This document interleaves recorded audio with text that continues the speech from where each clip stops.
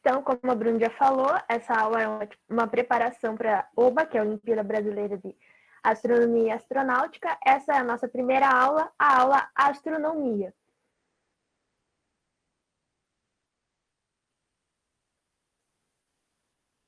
Ok, mas o que é astronomia? A astronomia realmente é só observação do céu? É só a gente olhar e tá ali, é as estrelas, é só observar? Então, com esse quiz, a gente mostrou para vocês que realmente não é só observar, a gente precisa estar ligado em muitas outras questões que envolvem esse termo astronomia. E algumas dessas questões vão ser respondidas, algumas não, todas vão ser respondidas conforme a continuação da nossa aula. Pode passar. Enfim, mas então, quando a gente fala de astronomia, sempre tem uma dúvida: astronomia ou astrologia? Bem, astronomia vem da palavra grega aster, que é estrela, ou astro, que é um conjunto de estrelas que nós chamamos de constelação. E o nomia, ele pode ser de nomos, que é observação, ou de neme, não, é de nemo, que é observação, ou de nomos, que é lei. Então, seria a lei ou observação dos astros. Mas então, por que surgiu a astrologia? Bem, na Grécia Antiga ainda, a astrologia ela era utilizada para um estudo teórico do que era observado.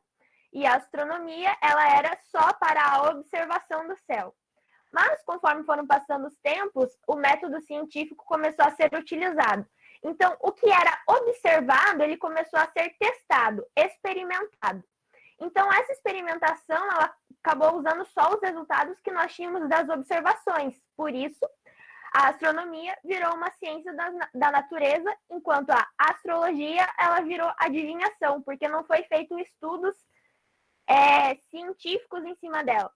Então, quando nós falamos de astrologia em ciências, eu posso dizer que o meu signo é batatinha frita com ascendente em Coca-Cola gelada, galera. Porque é uma coisa que não existe, é uma adivinhação. Então, a astronomia, ela é a mais antiga das ciências naturais. Ela é para a observação do céu e acredita-se que ela começou a ser estudada, observada por causa da agricultura. Então, isso vem com o sedentarismo do ser humano. Então, o ser humano parou de ser nômade, começou as plantações e para que essas plantações pudessem dar certo, foi começado a analisar essas constelações para se ter ideia de quando iria chover, quando não iria. E também por causa das divindades. Então, também começaram a ser cultuadas algumas divindades para que a gente pudesse ter, para que, em caso aqueles povos tivesse também a criação de uma cultura.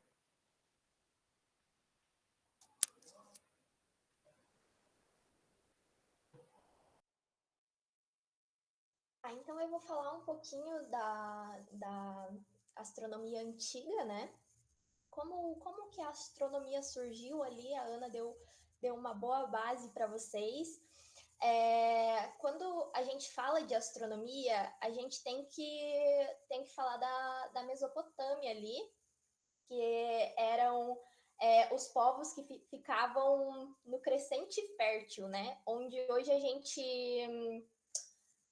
tem o Egito, Babilônia, Jerusalém.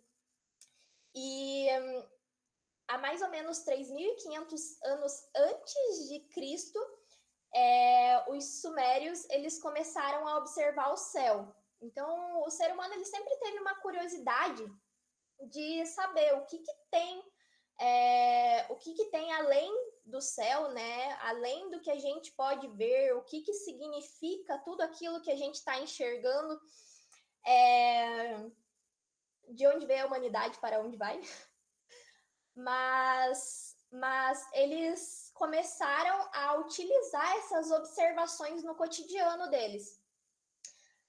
Alguém pode me dar exemplos aí, chutar no que eles utilizavam a astronomia, a observação do céu?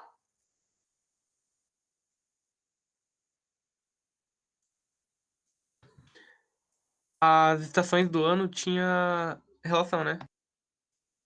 Tinha relação. O Arthur mandou plantações também. Então, era principalmente por conta da agricultura. A Lana também, Polizelli. Eles também usavam para mapas, calendário e também fazer medição do tempo. Exatamente. Aí, então, vocês deram a resposta, né? Eles utilizavam a partir da observação do céu, eles conseguiam ver os ciclos da Lua e as estações do ano, né? A estação de chuvas, que era a estação de cheia, né, do rio, a estação de seca. Então, eles conseguiam diferenciar ali, ajudava principalmente na agricultura, mas também começou veio a ajudar, né, na mobilização, na mobilidade deles. Então, para mapas, para eles saberem, né, conseguirem se identificar onde que eles estavam ali. Marés naquele tempo eles não sabiam ainda, tá? Mas então era principalmente isso. Então, os sumérios eles foram os primeiros a cultivar a astronomia, mas como a Ana disse, eles também levavam muito para o lado mitológico ali, então eles também foram os criadores da astrologia. Quando a gente entra na astronomia grega, que foi assim, o ápice da ciência antiga se deu na Grécia, né, entre os anos de 600 antes de Cristo e 400 depois de Cristo. Então, foi a partir ali das observações dos filósofos, astrônomos gregos que se deu muitas descobertas da astronomia. A gente separou 3 astrônomos importantes da Grécia Antiga para vocês, tá? Para vocês conhecerem ali, saberem o nome, pelo menos, né? Então, mas houveram muitos outros, houveram dezenas de astrônomos que fizeram dezenas de descobertas importantes durante o período da Grécia Antiga, né? Então, o primeiro, a gente colocou aí o Tales de Mileto, que ele introduziu na Grécia os fundamentos da geometria e da astronomia, né? Ele trouxe do Egito e ele introduziu ali na Grécia e ele já estava convencido de que a Terra era curva. A nossa Terra não era uma Terra plana, né? E ele também sabia que a Lua era iluminada pelo Sol e ele chegou até a prever um eclipse solar no ano de 584 a.C. O segundo astrônomo que a gente trouxe foi o Aristóteles, que ele ele estudou, né, e conseguiu explicar como que funcionavam as faces da Lua, que essas faces da Lua, ela dependem do quanto a parte da face da Lua está iluminada pelo Sol e é voltada para a Terra. Então, ele conseguiu explicar também os eclipses, ele também argumentava a favor, né, de que a Terra era redonda. Por quê? Porque a sombra da Terra na Lua durante um eclipse lunar era redonda. Então, ele observou isso e falou, opa, então quer dizer que a Terra é redonda. E o próximo, terceiro, foi o Aristarcos, que foi o primeiro a propor que a Terra se movia em volta do Sol. Então, ele antecipou Copérnico em quase 2.000 anos, né? Muita coisa. Mas a maioria das obras dele foi perdida. Então a única obra que se salvou, né, dele foi uma obra em que ele desenvolveu o método para determinar as distâncias relativas entre do Sol e da Lua, a Terra, né, as distâncias da Terra entre esses dois astros, e ele mediu os tamanhos relativos desses astros. Então ele foi bem importante também. Já a astronomia na Idade Média, ela passou por um momento um pouquinho complicado, né?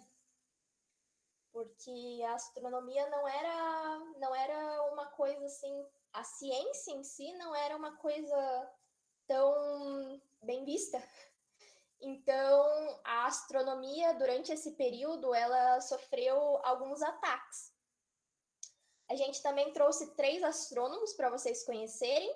O primeiro é Nicolau Copérnico, que ele apresentou, né, daí matematicamente, o sistema heliocêntrico, que é esse que a gente consegue observar ali no slide, que é o Sol no centro do universo, né, e a Terra girando em torno dele, e os planetas girando em torno dele.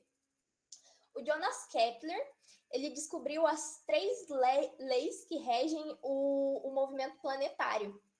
Então, inclusive, a gente vai ter uma aula só para falar das leis de Kepler, que são muito importantes para a gente entender ali como que o universo funciona. E por último, o Galileu Galilei, que eu acredito que seja o nome mais famoso ali entre os 3, né? E o Galileu Galilei, ele foi responsável por construir o primeiro telescópio.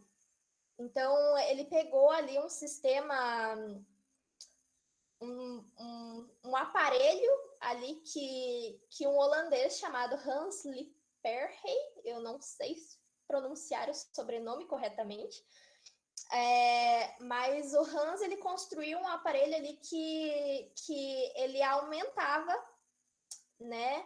Ele aumentava as coisas, uma luneta em si. E a partir disso, o Galileu Galilei, ele sem nunca ter visto o instrumento, só ter ouvido falar disso, ele construiu sua primeira versão, né, do telescópio, que aumentava em até 3 vezes a visão ali. E naquele mesmo ano, né, então esse foi o primeiro protótipo dele, mas naquele mesmo ano ele conseguiu construir um telescópio mais potente, que ele aumentava até 30 vezes ali. Então, a partir disso, ele conseguiu fazer um monte de observação da Lua. Ele descobriu que a Lua tinha montanhas. Foi ele que deu, né, a primeira indicação de que Saturno tinha anéis e de que manchas solares existiam. Então, ele foi bem importante para a história da astronomia.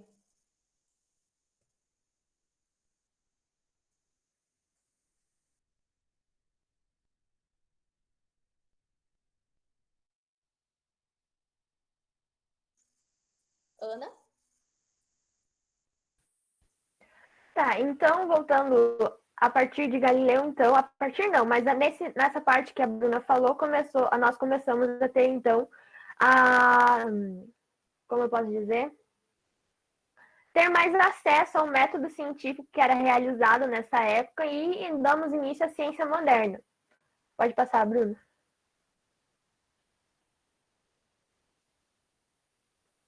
Mas quando nós falamos de astronomia, nós normalmente estamos acostumados a falar mais da astronomia ocidental ou do Oriente Médio. Mas por que não falamos da astronomia indígena? Será que não existe? Será que ela é pouco estudada?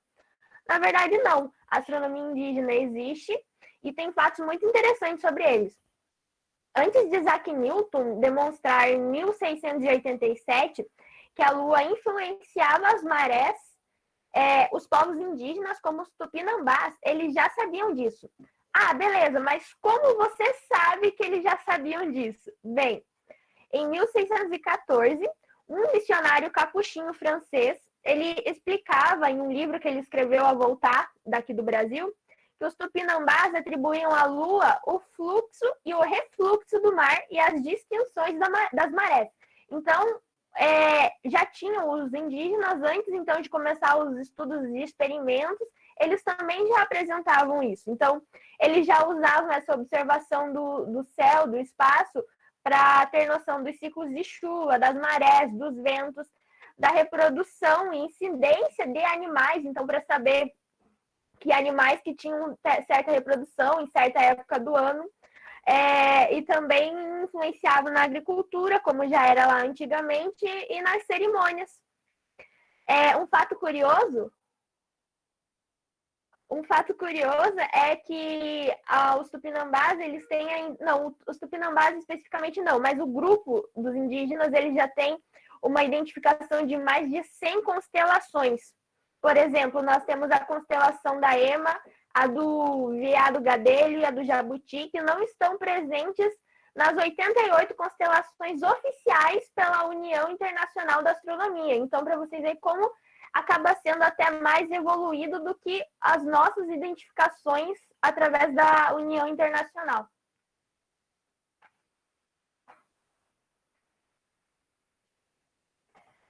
Mas já que estamos falando de astronomia, o que nós sabemos de estudo da astronomia vem de nós mesmos, né?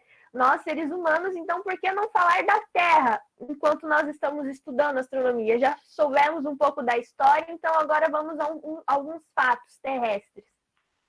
Então, a Terra ela tem cerca de 4,5 bilhões de anos, é o terceiro planeta mais próximo do Sol, é o quinto maior entre todos os planetas do Sistema Solar, ela é achatada nos polos, a sua forma é uma forma geóide e tem uma atmosfera, então essa atmosfera faz da Terra um planeta habitável. Então, essa atmosfera é composta por 5 camadas.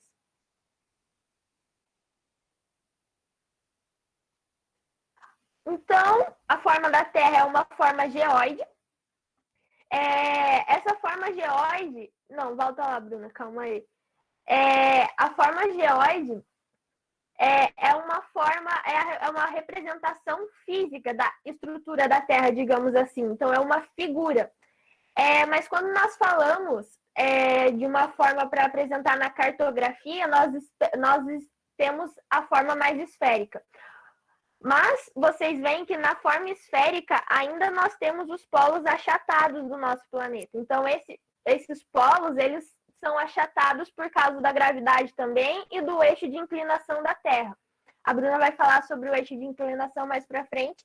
Mas, então, nós temos os polos são os extremos geográficos do nosso planeta, então possuem baixas temperaturas registradas em função da inclinação dos raios solares. Então, os raios solares, eles batem com uma incidência bem menor, tanto que nos polos nós temos 6 meses de dia e 6 meses de noite contínuas. Nós temos o Polo Sul, que é o Polo Antártico, ou o continente antártico, que apresenta uma superfície maior que o Polo Norte, e a camada de gelo recobre a Terra. Como assim a camada de gelo recobre a Terra? Bem, é que quando nós falamos do Polo Norte, além da superfície ser menor, essa superfície é só gelo, não tem uma parte terrestre, então é só gelo em cima da água. Então é basicamente formado por gelo e não possui terra firme. E o Polo Norte também é conhecido como Ártico.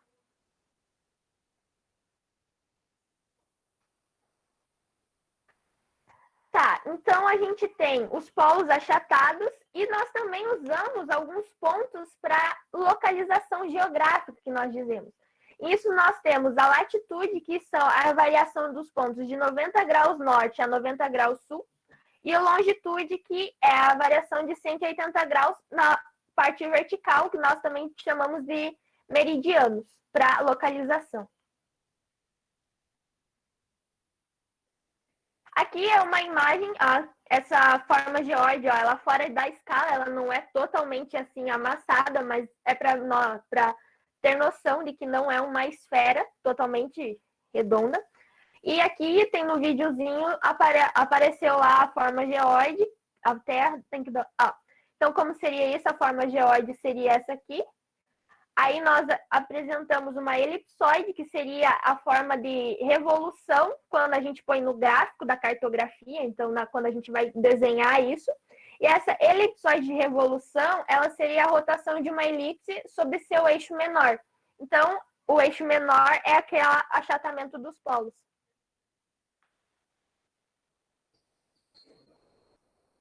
Quando nós falamos, então, de localização geográfica, nós não podemos esquecer dos nossos queridos pontos cardeais, que são norte, sul, leste e oeste. E nós temos os pontos colaterais e subcolaterais. A junção desses pontos nos dão, então, a rosa dos ventos.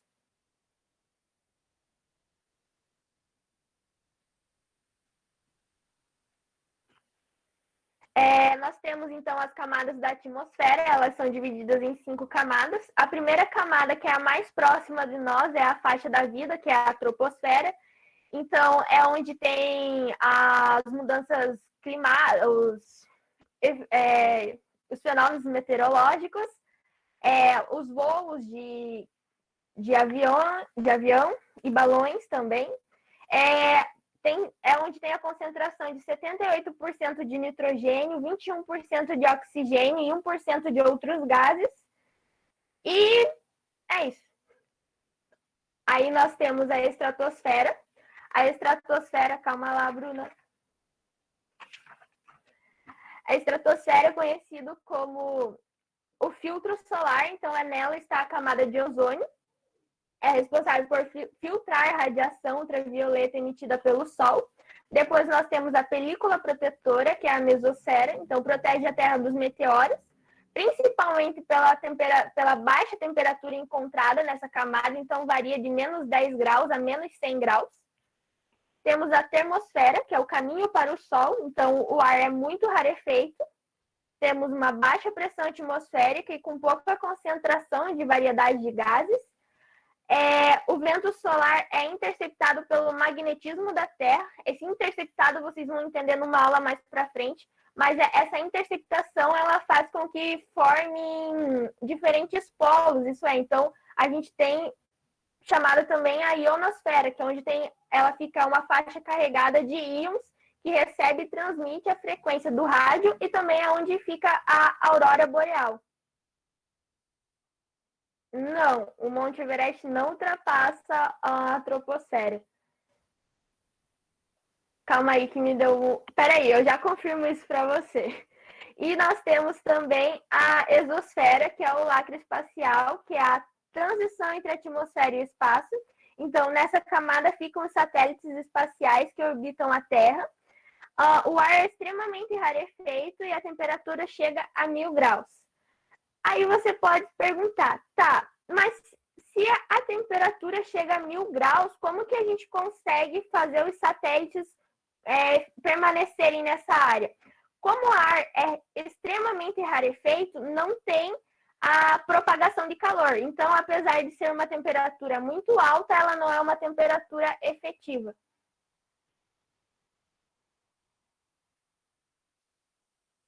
Agora pode passar, Bruno.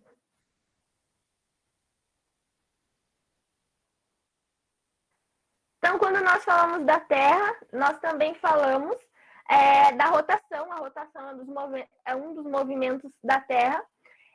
A rotação ela é um movimento que leva aproximadamente 24 horas para acontecer. Na verdade, é 23 horas e 56 minutos, que a cada 4 anos nos dá um dia a mais, que é o dia 29 de fevereiro.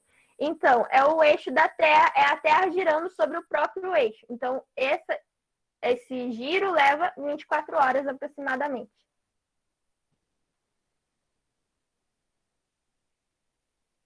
Então, aqui é só uma representação da variação da iluminação da Terra ao longo do ano.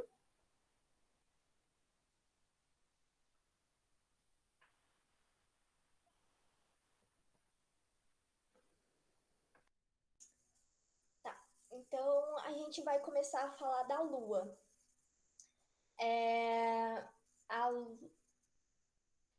Respondendo a pergunta do Polizelli, o Monte Everest ultrapassa a troposfera. Tá? Eu só fui conferir ali, a nossa troposfera, ela varia de 0 a 14 quilômetros, e o Monte Everest, ele tem 15 mil quilômetros, tem 15 quilômetros, 15 mil, no caso, 768 metros. 15 quilômetros, 768 metros, desculpa. Tá, então a gente vai começar a falar da Lua. A Lua é um dos astros ali, um dos objetos mais brilhantes que a gente vê quando a gente olha para o céu, né? Mas o que é a Lua? Vocês sabem me dizer o que é a Lua? Alguém chuta aí? Não tem uma Um teoria satélite da Terra? Desculpa, eu acho que vocês falaram ao mesmo tempo. Satélite? Isso mesmo, perfeito. Então, a Lua é o nosso satélite natural.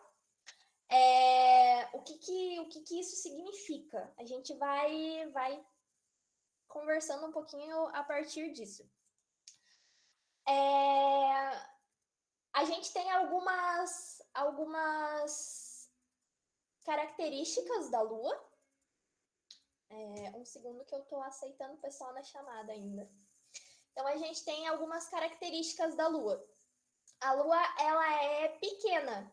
Ela é relativamente pequena, né? Perto da Terra. Ela tem 1,2% da massa da Terra. Ela tem 1/6 da gravidade terrestre, então ela tem uma gravidade 6 vezes menor do que a daqui, e ela tem algumas curiosidades em relação à temperatura. Como que a Lua foi parar em volta da Terra, né?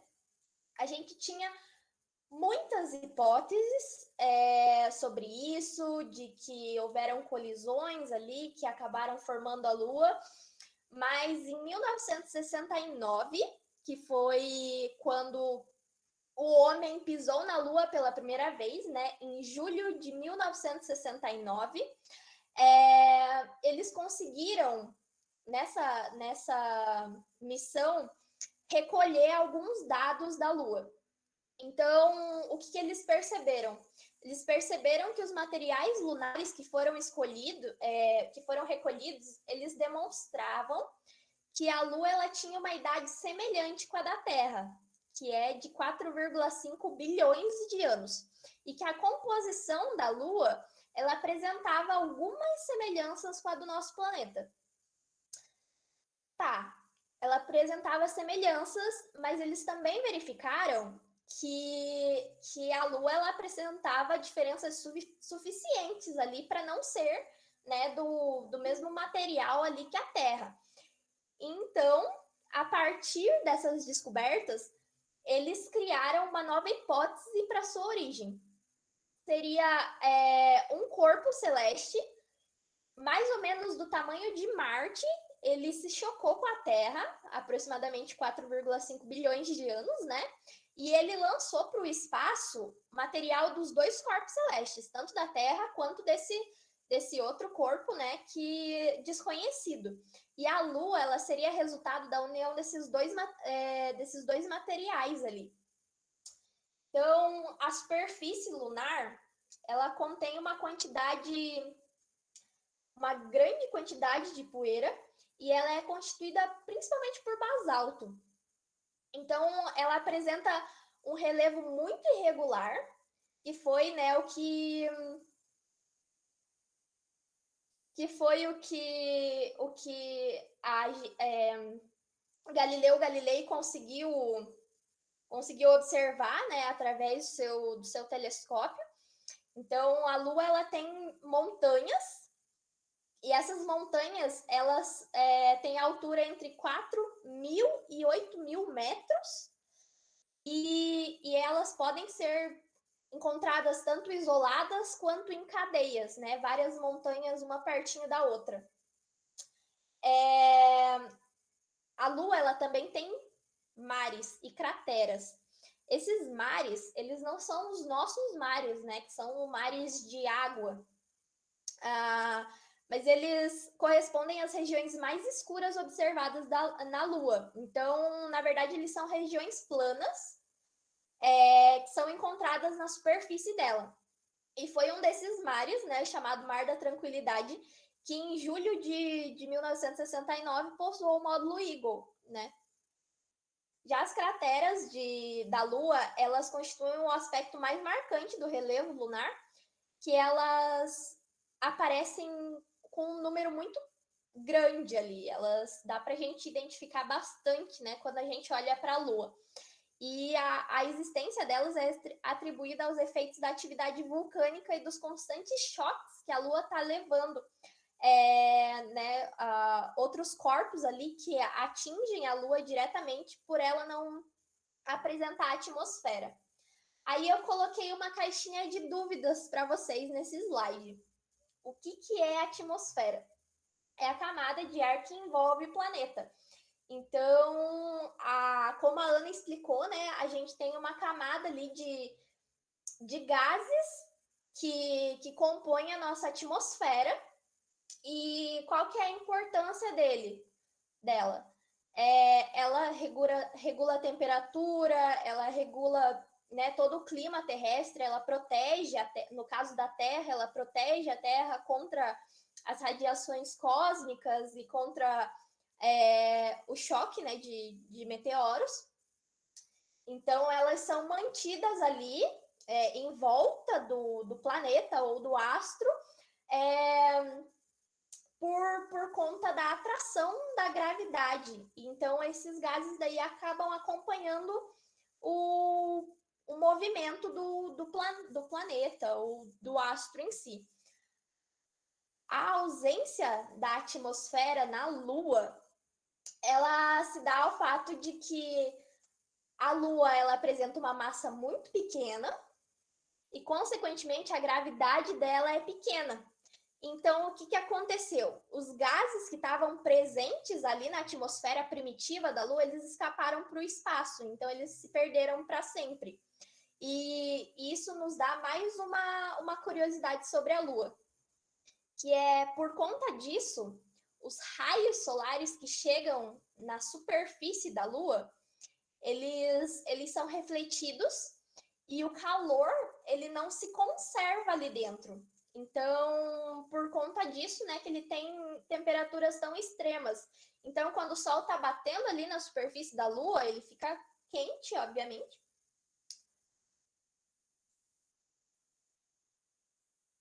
Não, a Lua não tem atmosfera.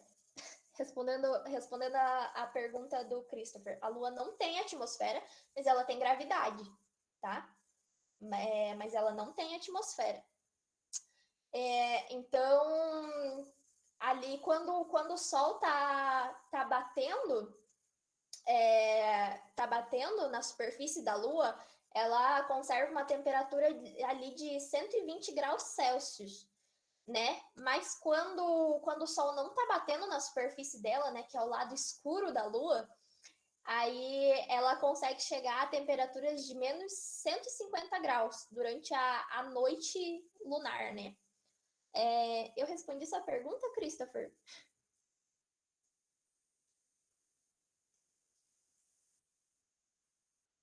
Beleza. Então, eu coloquei mais uma caixinha de dúvida ali, que é em questão da gravidade, né? Que a gravidade é a força de atração que surge entre dois corpos simplesmente pela presença deles em um ponto no espaço. Tá? A gente vai comentar mais sobre isso durante as aulas, né? A gente vai usar bastante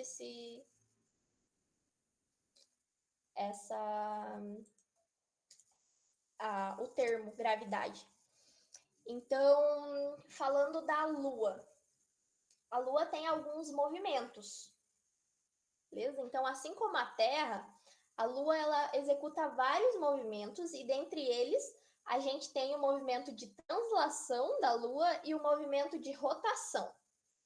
Então, a translação da Lua é ela rodando em volta da Terra. O movimento de rotação é ela girando sobre si própria, beleza? Então, no movimento de translação, a Lua ela descreve uma órbita elíptica. Ela não é perfeitamente redondinha, igual tá aqui no desenho, né? Ela é mais elíptica, é um pouquinho irregular ali. E então, por conta disso, às vezes a Lua está mais próxima da Terra e às vezes a Lua está mais longe da Terra.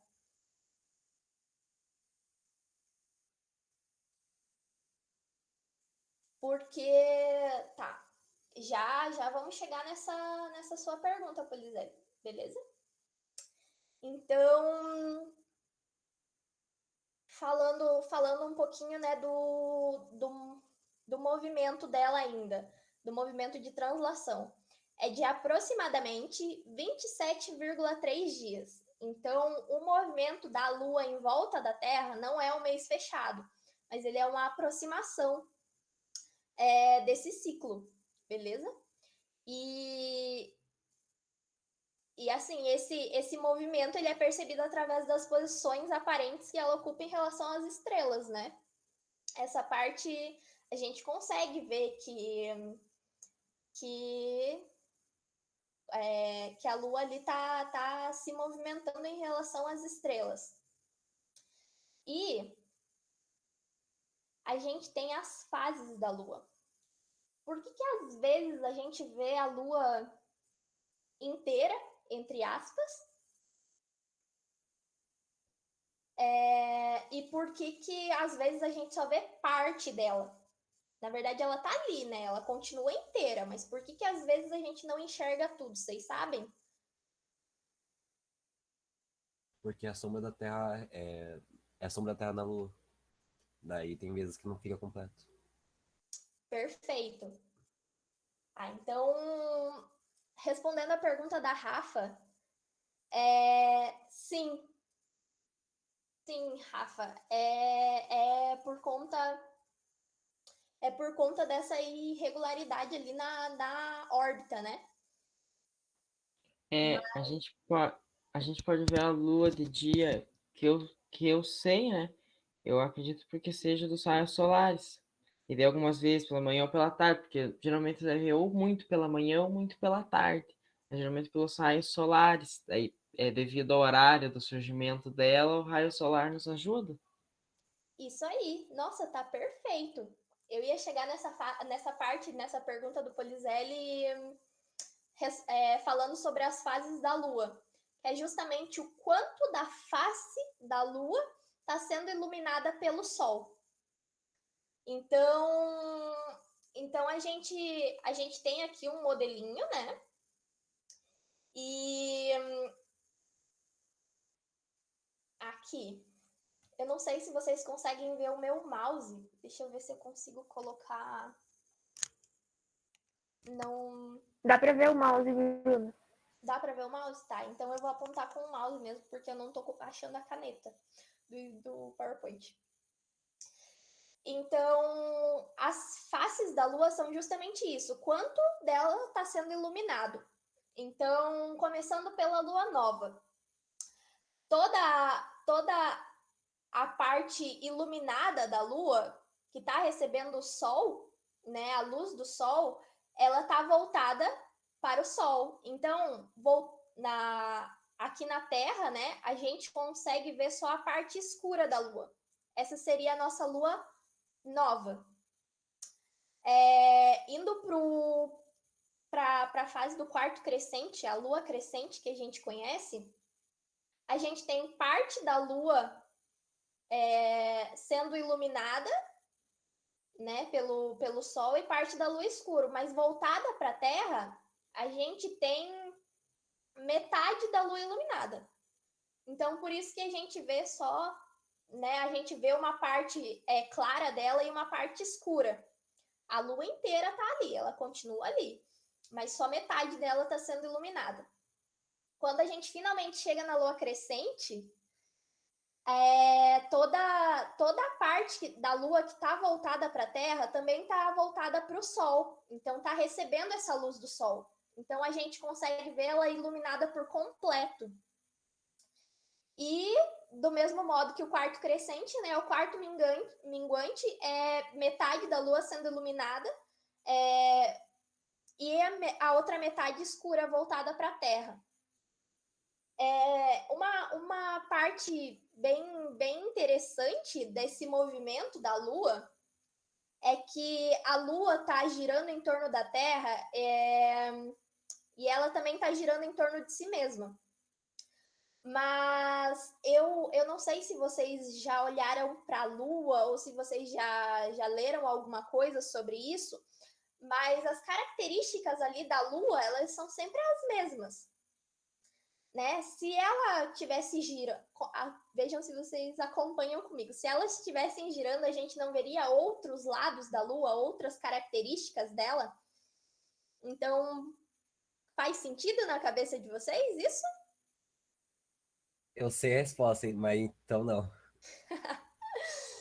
Então, assim, é um questionamento que até pode fazer sentido, mas tem uma explicação para isso, tá? Então, a Lua, ela tá girando em torno de si mesma, mas ela tá em sincronia com a translação da Terra. O que isso quer dizer? Que é sempre a mesma face da Lua virada para a Terra. Os dois estão em movimento, mas eles sempre têm a mesma face da Lua virada para a Terra. Dando um exemplo assim mais prático para vocês, é como se a gente tivesse dois patinadores se segurando pelo braço, né? E esses dois patinadores, eles estão girando. Os dois estão em movimento, mas eles estão sempre um olhando para o outro. É mais ou menos ali a mesma coisa que acontece com a Lua, com a Lua e com a Terra. Os dois estão girando, mas eles estão sempre em sincronia. Beleza? Então, aqui, ó,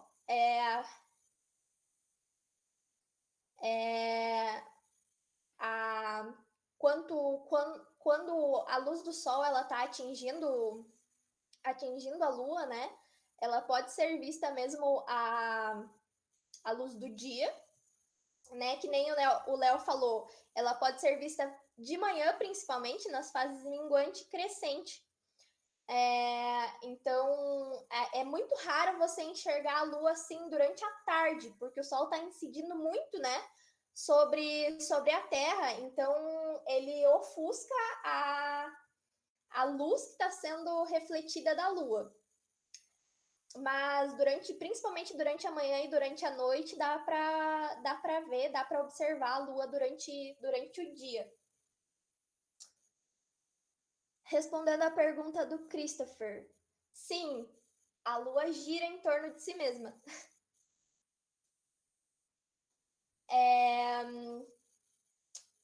Então, beleza? Mais alguma pergunta dessa parte? Vocês entenderam bem?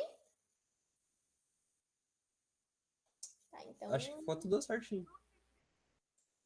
Então eu vou passar. Aqui. Vocês sabem como que ocorre o eclipse? Quem aqui já viu eclipse? Eu vi um eclipse completo, né? Uma vez na vida. Depois eu só vi os parciais. Então agora a gente vai descobrir como é que o eclipse funciona.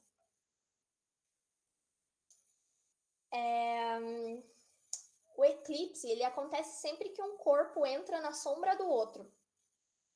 Então, a gente tem aqui o Sol, os raios solares incidindo, né, sobre a Terra, e a Lua está atrás da Terra. Então, a sombra da Terra, ela está incidindo sobre a Lua. Beleza? Do mesmo modo que a gente tem o eclipse solar, que é o contrário. Deixa eu voltar aqui. Então, na Lua, na parte de trás, ela é eclipse lunar, tá? Então, é a sombra da Terra na Lua. O eclipse solar é quando a Lua está na frente da Terra.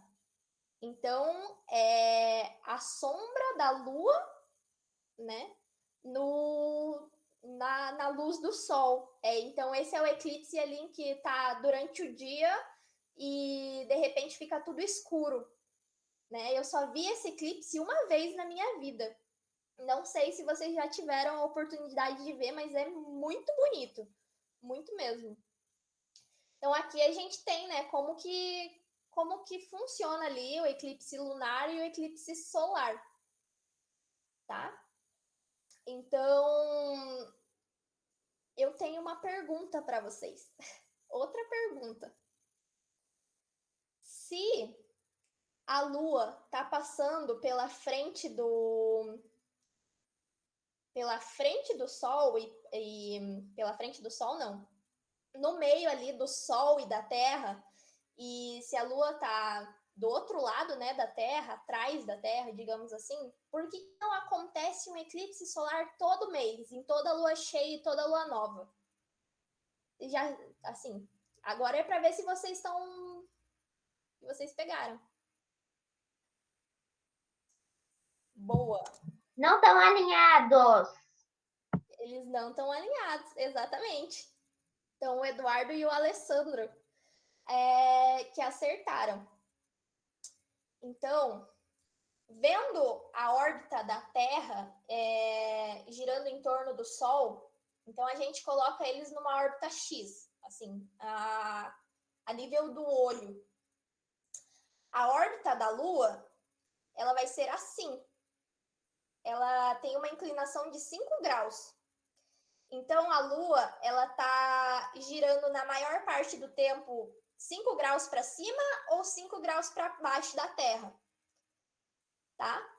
Então, 5,2 para ser mais exata, né? Então, assim, a Terra e o Sol estão retinhos no plano X, a Lua tá um pouquinho inclinada. Isso faz com que a Lua, a gente veja a Lua, né, em todos os ciclos dela, em todas as fases, normal, porque ela não tá passando exatamente pela frente do Sol ou por trás da Terra. O que acontece com o eclipse? Eu já respondo sua pergunta, Thiago. O que acontece com o eclipse? O eclipse, ele só acontece, ele só é um eclipse perfeito quando a Lua está alinhada com o Sol e com a Terra. Então, quando ela está nesse pontinho aqui, para eclipse solar, e nesse pontinho aqui, para eclipse lunar. Então, eles têm que estar os três perfeitamente alinhados para um eclipse acontecer. Tá? Os três no eixo X. Então, por isso que eclipses não são tão comuns. Tá bom? O Thiago perguntou, é verdade que a Terra tem bem mais que 2 movimentos? É verdade. Inclusive, a Ana, que falou do movimento da Terra, se quiser completar a resposta, mas é verdade, sim. A gente só não entrou tão profundo, né, nos outros movimentos da Terra, porque eles não são eles não são grandes ou fortes o suficiente. Eu não sei o termo correto ali, a Ana pode me ajudar, mas eles não são tão fortes o suficiente para a gente sentir eles. A gente não sente a Terra girando em torno do Sol, né? Mas eles são movimentos mais pequenos da Terra. Ana, você quer completar? Não, é que realmente é isso. Na verdade, a Terra faz em torno de 14 movimentos, mas os dois principais estudados são a rotação e a translação, porque são os que mais fazem também, nos dão consequências, digamos assim. Consequência da rotação, dias e noites, consequência da translação, estações do ano, e assim por diante. Então, eles realmente são os que nos dão mais consequências. Então, por isso que não é visto os outros movimentos também.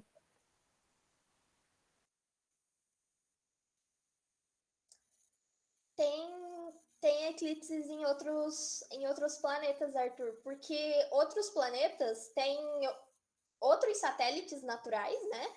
E tem até mais satélites naturais do que a Terra. Então a gente tem Saturno, Júpiter, que tem 300 luas cada um. Então, pode acontecer eclipses em outros planetas também.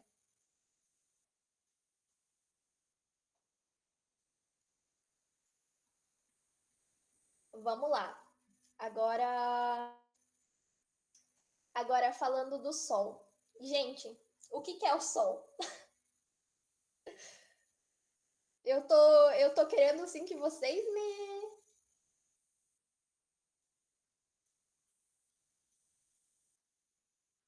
Uma estrela.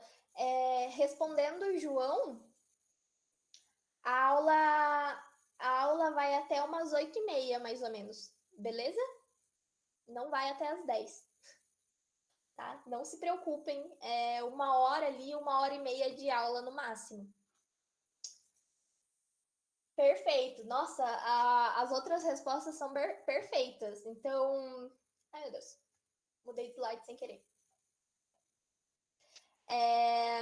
Então, o Sol é a nossa estrela, né? Ela é o centro ali do nosso sistema solar.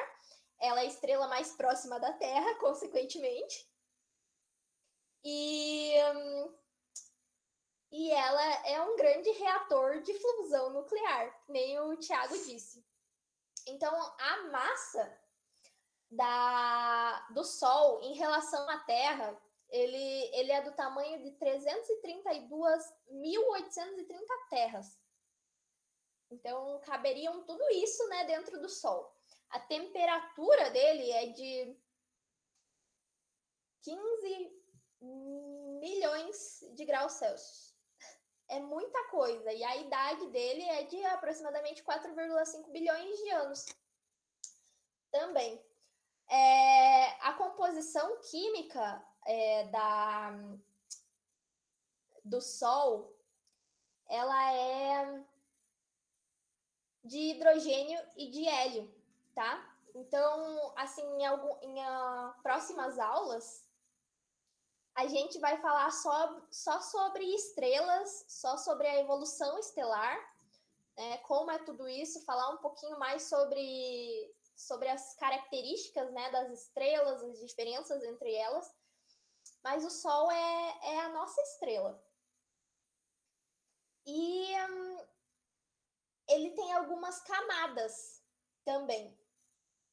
Então, o Sol, a camada mais externa do Sol é a cromosfera.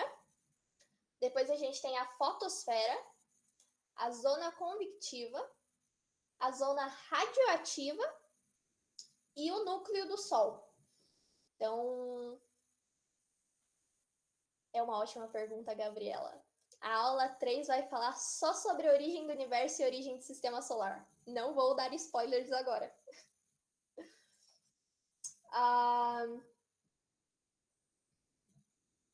Então, falando rapidinho aqui sobre o Sol, o planeta Terra, ele realiza um movimento em volta... Ele realiza um movimento dele, né, de translação em volta do Sol. De acordo com a primeira lei de Kepler, que eu falei que a gente ia estudar porque elas são bem importantes, a trajetória descrita pela Terra, né, e pelos outros planetas, ela também não é perfeitamente redondinha, tá? Então ela é elíptica também, ela não é circular, e o Sol ocupa um dos focos dessa elipse. Então ele fica mais próximo aqui de um dos lados da elipse do que do outro, né? E por conta disso, a distância da Terra, ela varia em relação ao Sol, beleza? E por conta desse mesmo movimento, a velocidade da Terra em torno do Sol não é constante. Então, em alguns momentos a Terra está mais rápido, né, fazendo a órbita dela. Em outros momentos a Terra está girando mais devagar. Então, quando a Terra está mais próxima do Sol, ela faz a órbita dela mais rápido, ela tem uma velocidade maior, que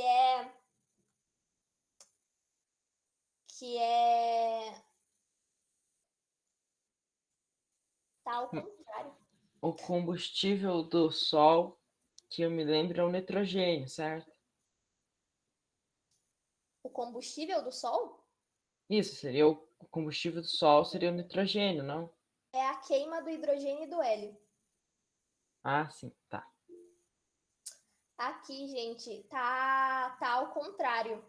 O periélio é o ponto da Terra mais próximo do Sol e o afélio é o ponto da Terra mais distante do Sol. Então, no periélio, né, quando a Terra está pertinho, a velocidade da órbita dele é maior. E quando ele está mais longe do Sol, que é o afélio, ele tem uma velocidade um pouquinho menor. Beleza? Deve ter alguma lógica, mas, tipo, o que cada coisa é na palavra, tipo, o A do afélio é blá blá blá blá blá. Tipo, A em termos científicos normalmente é não. Então, o que cada. Tem uma lógicazinha para essas palavras? Eu não sei explicar. Olha, levando em consideração essa lógica, faz muito sentido, mas eu não peguei o significado do A e do peri. Bem, é o seguinte, isso é de uma conotação matemática. Toda elipse tem esses pontos que são dos seus raios maiores e seus raios menores. O maior distância entre o centro, cada elipse tem 2 centros. A maior distância entre esse eixo de rotação é chamada de afélio. E o menor é o periélio. Isso aí é uma conotação matemática, não só na astronomia. Se você pegar qualquer desenho de elipse, você vai ver essa conotação. Ok, obrigado. O peri também, o peri vem de a volta ou perto, e o hélio vem de sol. Então, periélio, então, a volta ou perto do sol. Então, o afélio, de não, afastado do sol. Perfeito, tá ao contrário aqui, mas a gente já explicou que tá Isso é bem legal para você lembrar. O A de afastado e o P de perto. Isso, essa troca aí era para ver se vocês estavam espertos, só o Ibson viu lá que estava errado. Obrigado, Ibson. E por que, né, que quando a Terra está mais próxima do Sol, ela está num movimento mais rápido. Isso é a segunda lei de Kepler, tá? Então, eu falei que era importante o tal do astrônomo, a gente vai acabar vendo muito ele. Mas então, voltando aqui, vocês acham que essa órbita elíptica ali, ela tem alguma relação com as estações do ano? Com o verão e com o inverno, por exemplo? Sim. Prof, me desculpa, deu problema na internet, por isso eu cheguei depois. Não faz mal, não faz mal. Ainda bem que você veio. Então, assim, para quem respondeu sim, infelizmente não é isso que nos dá as estações do ano. Beleza? Então, embora as estações do ano elas sejam relacionadas ao movimento de translação, não quer dizer que é porque a Terra está mais próxima ou mais longe do Sol, porque se fosse o caso, a gente teria o verão nos dois hemisférios ao mesmo tempo, né? No hemisfério norte e no hemisfério sul, do mesmo modo que o inverno seria no hemisfério norte e no mesmo sul ao mesmo tempo. E a gente sabe que é o contrário. Sempre que tá verão aqui no Brasil, tá inverno na Europa ou nos Estados Unidos. Não seria pelo a inclinação da Terra, que ela está no Sol? Perfeito. Então, aqui. Opa, vamos voltar pro slide de. Ai, meu Deus, cadê o slide? Pode ser esse mesmo. Então, a gente vê aqui que a Terra ela não está perfeitamente reta, né? Em pezinho. A Terra, ali com os polos dela, ela está inclinada. A aproximadamente 23 graus. Então, em função dessa inclinação da Terra, essa inclinação, quando ela se move em torno do Sol, os raios solares eles incidem mais diretamente num hemisfério do que em outro. Então, o hemisfério que recebe mais luz durante o dia se aquece mais e por isso é verão nesse hemisfério e inverno no outro. Beleza? Então, no Equador, a gente pode ver que pela inclinação aqui, eles não recebem tanta. Eles não têm muita mudança na quantidade de luz do sol, de raios solares que eles recebem durante o ano. E por isso que as estações elas são muito parecidas, e por isso que a gente tem inverno, 6 meses do ano, e verão, né? Outros 6 meses do ano, por isso que 6 meses é dia e nos outros 6 meses é noite. Então, conforme a região fica mais afastada do Equador, mais acentuadas as estações do ano. Beleza? Então, e daí agora falando do solstício. Solstício e equinócio. Alguém já ouviu essas palavras?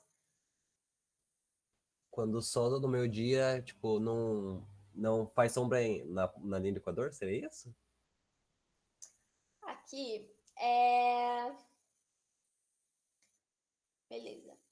Então, alguns já ouviram essas palavras, Não outros são os movimentos no Sol? Do Sol, o movimento do Sol? é o posicionamento do Sol, da Terra em relação ao Sol, né? Em seu limite máximo. Então, o que isso quer dizer?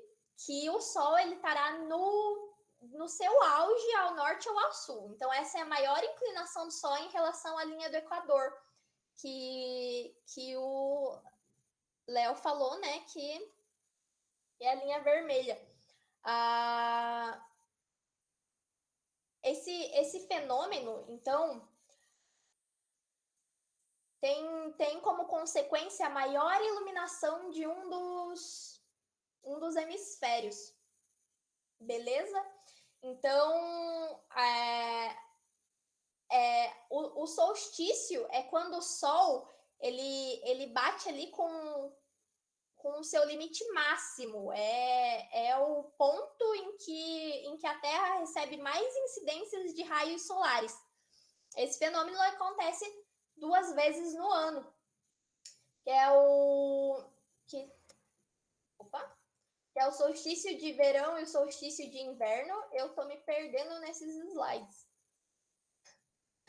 O solstício de verão e o solstício de inverno. Então, são quando a Terra recebe o maior limite de raios, né, de Sol.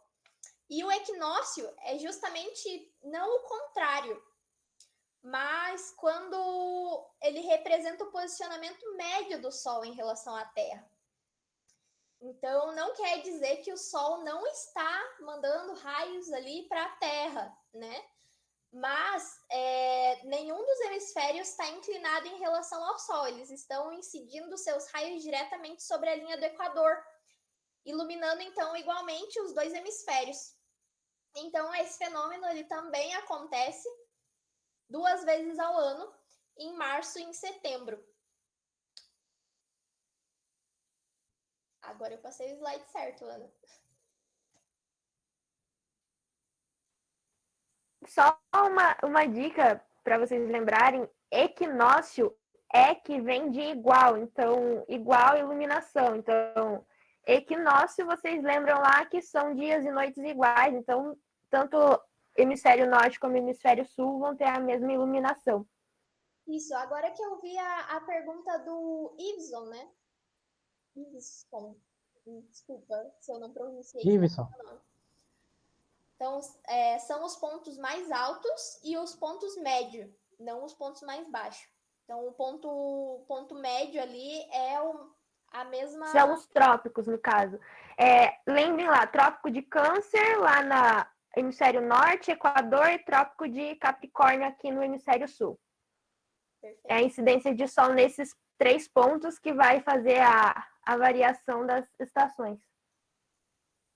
A galera perguntou quando ele fica em zênite. Na verdade, a zênite ele é um ponto vertical quando a gente fala do nosso do plano de... Como eu posso falar? É que eu vou explicar isso um pouquinho mais para frente. Então, peraí. Mas então, ele não está totalmente ligado a zênite, mas tem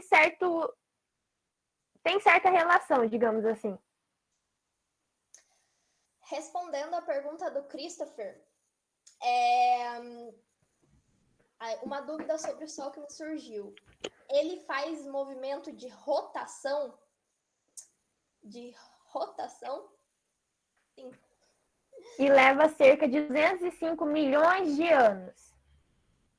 E ele também faz um movimento de translação em volta de si mesmo. Porque, dando um spoilerzinho para vocês, básico, né, das próximas aulas, o Sol, ele não está no centro do nosso sistema solar. Ele está bem próximo do centro, mas ele não está no centro exato do nosso sistema solar. Então, tudo no nosso sistema solar gira em torno desse centro de massa, né? Inclusive o Sol. E por que o Sol não está nesse centro? O Sol, ele tem uma gravidade muito grande e ele puxa para si os outros planetas. Só que a gente tem um planeta muito grande também, que é Júpiter. E a gravidade de Júpiter interfere no centro de massa do nosso sistema solar. Então é como se eles girassem em volta de si, os dois, tentando ali meio que competir, né? A Júpiter puxa um pouquinho para si o centro de massa do sistema solar. Então, por conta disso,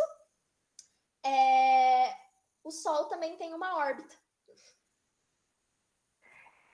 Complementando e dando uma adiantadinha também na próxima aula, quando nós falamos de elipse, então é um círculo achatado, não se tem um centro só. A gente fala que tem dois focos. Então, então pode ser um dos centros dessa elipse. E o Sol, ele não fica, então, no centro. Ele ocupa um dos focos dessa elipse, que é o nosso sistema solar. Que eu vou falar um pouquinho mais pra frente também.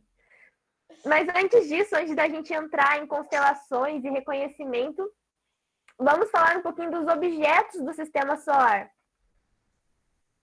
Então, quais são os objetos do sistema solar? Bem, nós temos os corpos celestes, então, que são qualquer matéria que pertence ao espaço, então, que gravitam em torno do Sol ou da órbita de um sistema solar. Então, o sistema solar é composto por corpos celestes. Nós temos os planetas, mas afinal, o que é um planeta? Alguém sabe me dizer o que define um planeta ser um planeta? Tem que ter algum tamanho mínimo, porque, tipo, o Plutão foi tirado por causa disso, porque ele é muito pequeno. Então deve ter um tamanho São mínimo. formas terrestres. São formas terrestres? Essas formas terrestres é mais ou menos, porque quando nós falamos do sistema astro solar, com nós luz temos própria. 4 planetas rochosos e 4 gasosos. Então, os gasosos, eles não têm uma superfície terrestre propriamente dita. Desculpa, João, pode falar. É um astro com luz própria que está em sua órbita? Esse é um ponto. Ter gravidade suficiente para ter forma redonda, quase isso. Então, vamos lá. Planeta, primeiramente, é definido, então, por serem astros sem luz ou calor. Então, eles não têm luz e não têm calor. Não apresentam luz nem calor. E possuem 3 características principais para que a gente considere um astro um planeta.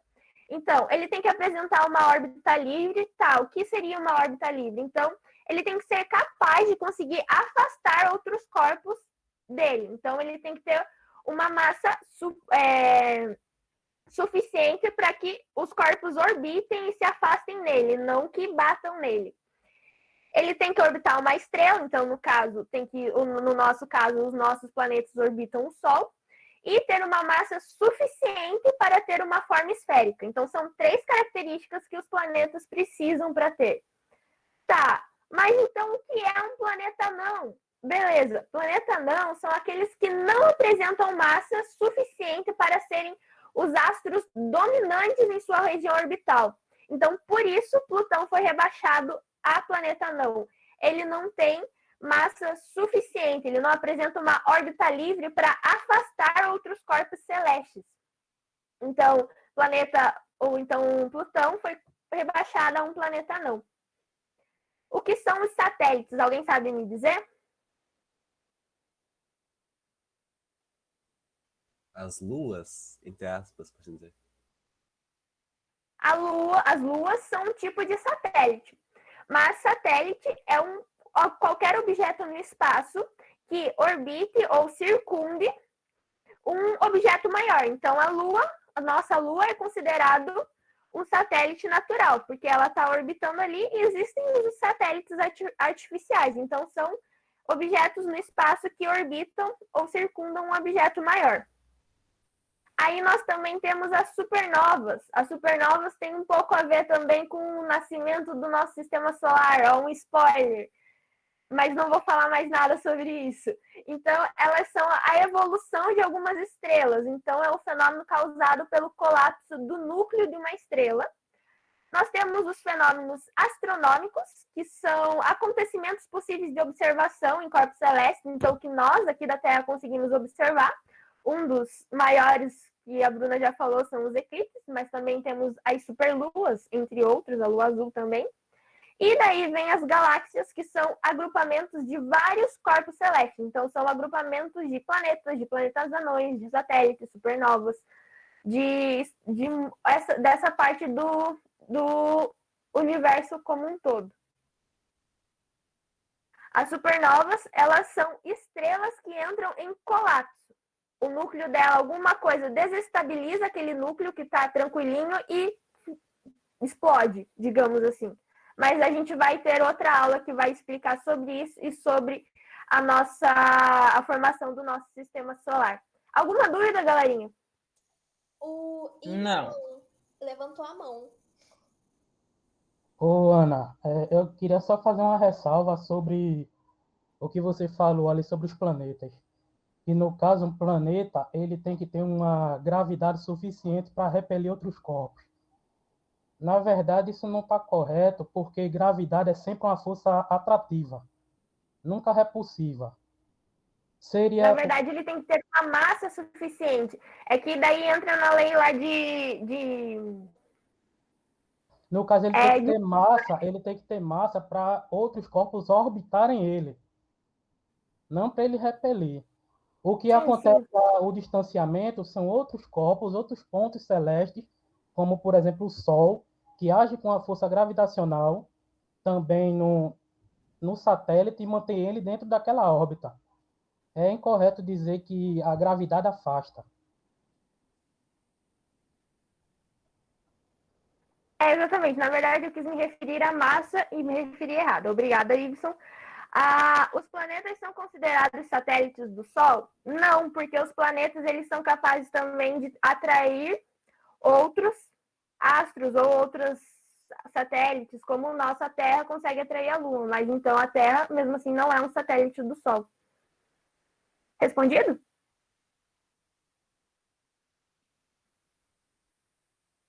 Pode passar daí, Bruna, por favor.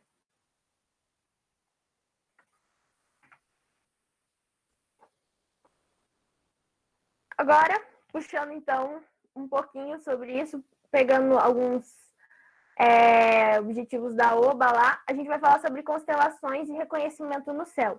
Então, o que são constelações? São agrupamentos de estrelas que formam desenhos de pessoas, animais ou objetos. Bem, mas desde 1930 a gente tem que constelações é a divisão da esfera celeste de uma forma geométrica. Então, é a divisão da esfera celeste geometricamente. Eu já vou mostrar o que seria essa esfera celeste para vocês. Então, a constelação nos ajuda a separar o céu em porções menores e, pela União Astronômica Internacional, a esfera celeste está dividida em 88 constelações oficiais.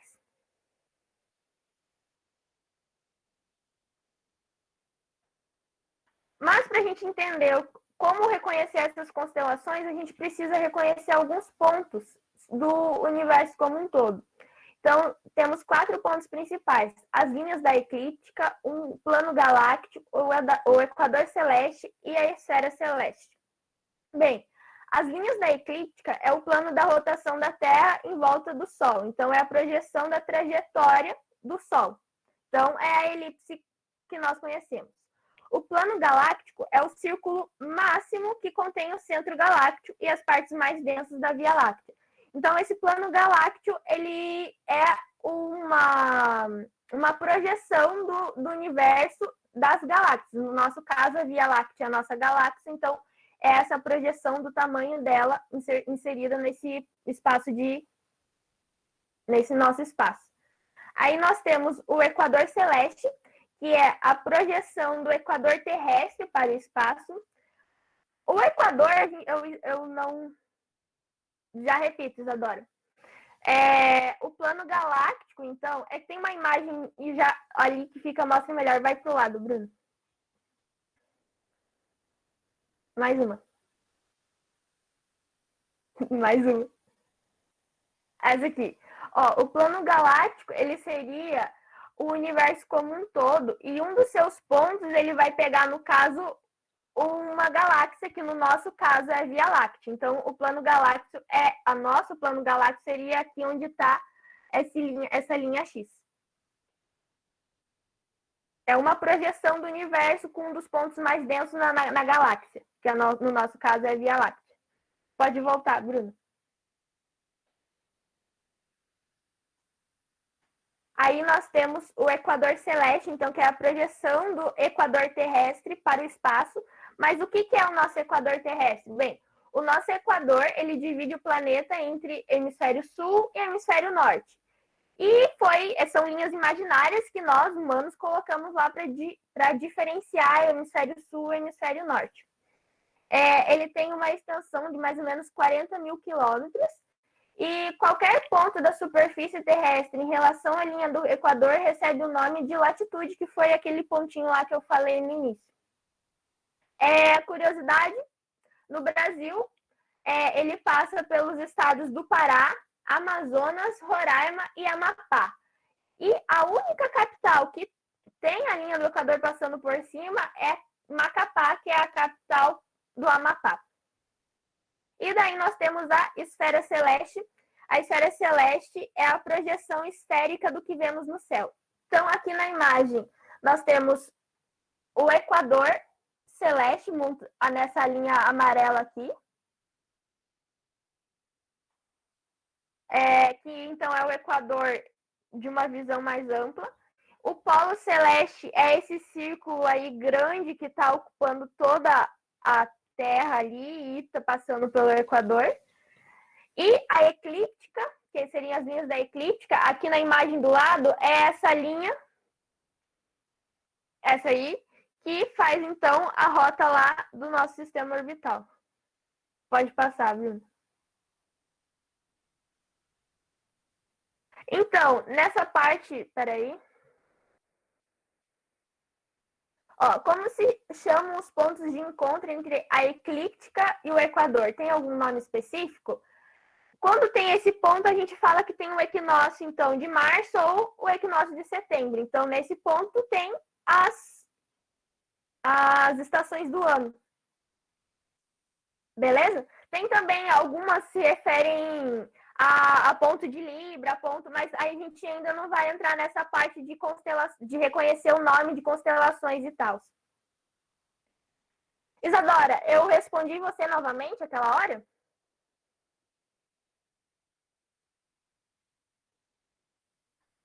Pode passar daí, Bruna. Então, essa aqui, então, seria o plano galáctico, a imagem do plano galáctico. E aqui, essa seria a representação, então, da esfera celeste. Então, eles pegaram lá um ser humaninho que está ali na superfície e daí fizeram a ampliação desse ser humaninho até chegar aqui, então, na visualização dele, que seria essa parte que a gente vê quando olha para o céu, como se fosse uma redoma, assim. Alguma dúvida, galera?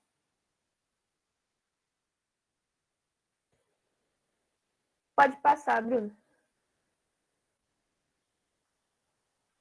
E aqui, só para a gente começar a dar início nessa introdução de reconhecimento, depois que a gente vai começar a reconhecer algumas constelações, a relação de medidas angulares e tempo. Então, como a rotação da Terra em torno do seu próprio eixo percorre em 360 graus em 24 horas, então a gente pode chegar à relação que 1 hora equivale a 15 graus, 1 minuto equivale a 15 minutos e 1 segundo equivale a 15 segundos ali, que é os 2 tracinhos.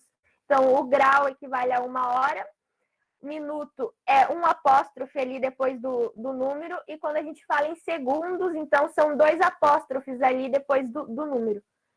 E estimando ângulos com as mãos, então para a gente começar assim a ter noção, quando nós esticamos aqui a nossa palma da mão, isso aqui equivaleria a 10 graus, a nossa pontinha aqui equivaleria a 1 grau, e quando nós fazemos aqui, ó, essa falange equivale a 3 graus, 4 graus e 6 graus.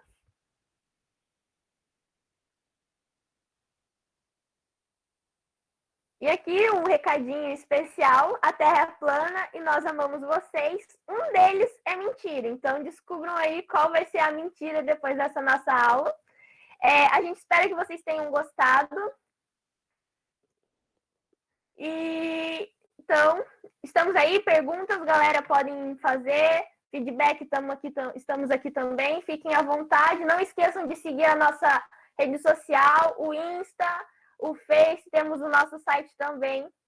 Procurem lá, curtam, deem like. E tem o canal do YouTube também. Não esqueçam do canal do YouTube também. Nos dê views. Polizele, se você começar com essa história de que a Terra é plana depois dessa aula, a gente vai expulsar você. Não, é que na aula do Fagner eu fico usando toda hora isso.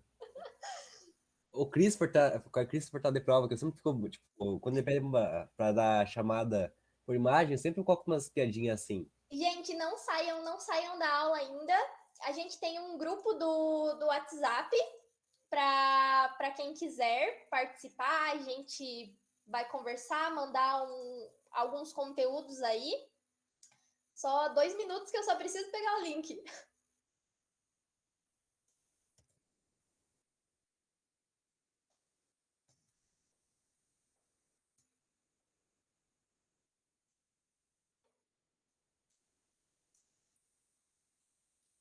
Aí. Então, quem quiser entrar, sintam-se convidados. A gente vai mandar os links pelo WhatsApp também, que às vezes fica mais fácil. E muito obrigada pela participação de vocês, tá bom? Sigam a gente